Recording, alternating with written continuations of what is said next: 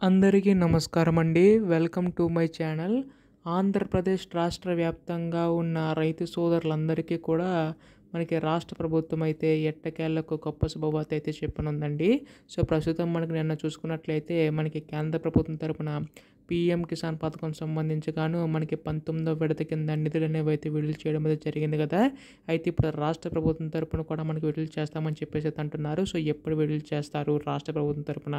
అలాగే గతంలో కేటాయించిన బడ్జెట్ ఎప్పుడు విడుదల చేయబోతుంది రాష్ట్ర ప్రభుత్వం అన్న దానిపై ఈ వీడియోలో పూర్తి సమాచారం అంతా కూడా తెలుసుకుందామండి. రైతన్నలందరూ కూడా వీడియోని అయితే పూర్తిగా చివరి వరకు అయితే చూడండి.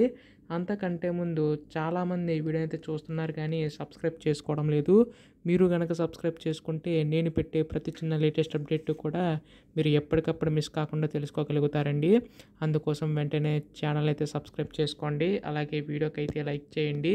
దీని ద్వారా మరికొంతమందికి సమాచారం అయితే అందుతుంది. ఇంకా ఆలస్యం చేయకుండా వీడియోలోకి అయితే వెళ్ళిపోదాం.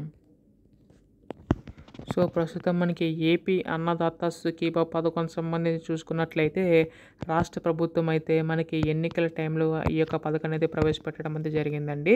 గతంలో మీకు రైతు భరోసా కింద ఈ యొక్క పథకం సంబంధించి అందించేవారు. అయితే ఈ ప్రభుత్వం దాన్ని కాస్త మనకి 20,000 రూపాయల కింద మార్చి మనకి పెంచి ఇవ్వడం అయితే జరుగుతుందని చెప్పేసి చెప్పడం అయితే జరిగిందనమాట.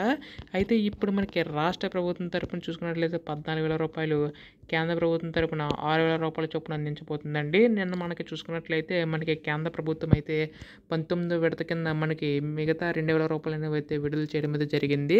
కాకపోతే దీనికి సంబంధించి గాను ఈ కేవైసీ ఎవరైతే నమోదు చేయించుకుంటారో వారికి మాత్రమే జమ అవుతాయండి.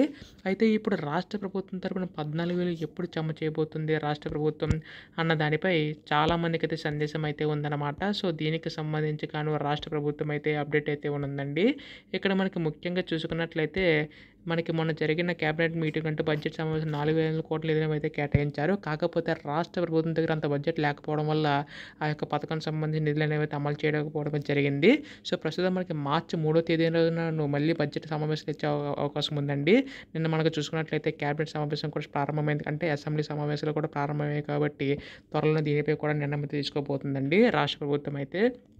అయితే దీనికి సంబంధించి కానీ ముఖ్యంగా ఈ కేవైసీ ఎవరికైతే నమోదు చేయించుకుంటారో అంటే మీ యొక్క bank account, Aadhaar card, phone number ఎవరికైతే లింక్ అప్ అయి ఉంటుందో వారికి మాత్రం ఈ యొక్క డబ్బులు అనేవి జమ చేసే అవకాశం ఉందండి రాష్ట్ర ప్రభుత్వం అయితే. ఇది మనకు వచ్చిన తాజా సమాచారం అనమాట. ఇటువంటి లేటెస్ట్ అప్డేట్స్ అన్నీ కూడా మిస్ కాకుండా తెలుసుకోవాలనుకుంటే మాత్రం వెంటనే ఛానల్ అయితే సబ్స్క్రైబ్ చేసుకోండి. ధన్యవాదములు. జై హింద్.